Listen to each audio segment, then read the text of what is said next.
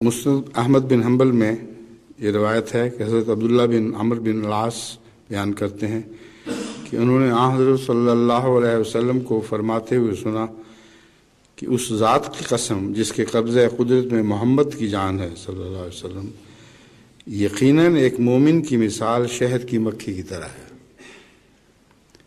یقیناً ایک مومن کی مثال شہد کی مکھی کی طرح ہے، وہ پاک چیز ہی کھاتی ہے اور پاک چیز ہی مہیا کرتی ہے۔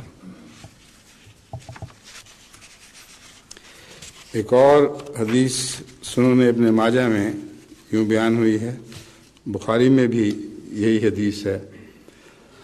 حضرت عبداللہ رضی اللہ تعالیٰ عنہ بیان کرتے ہیں کہ رسول اللہ صلی اللہ علیہ وسلم نے فرمایا، دو شفاؤں شہد اور قرآن کو مضبوطی سے تھامے رکھو۔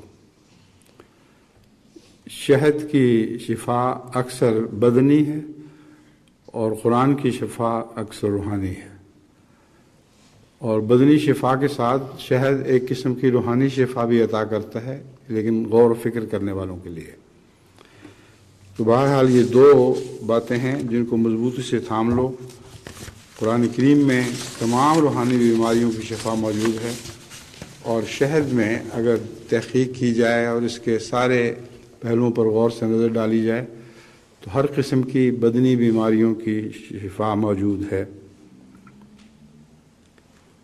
حضرت عائشہ رضی اللہ تعالیٰ عنہا روایت کرتی ہیں بخاری کتاب الاتمہ میں کہ حضرت صلی اللہ علیہ وسلم میٹھی چیز پسند فرماتے تھے اور خصوصیت سے شہد کو پسند فرماتے تھے۔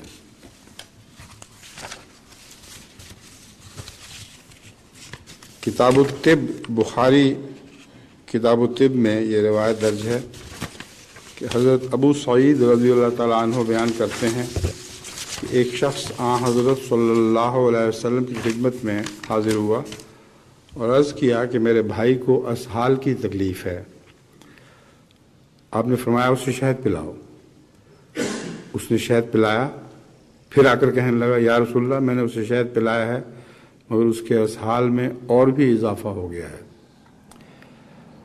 اس پر حضور صلی اللہ علیہ وسلم نے فرمایا اسے شہد پلاؤ۔ اس نے پھر اسے شہد پلایا اور پھر واپس آ کر کہنے لگا، میں نے اسے شہد پلایا ہے مگر اس نے تو اس کے اسہال میں اور اضافہ کر دیا ہے۔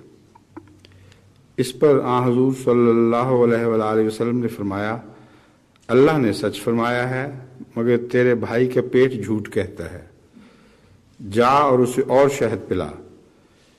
اس پر اس نے اسے مزید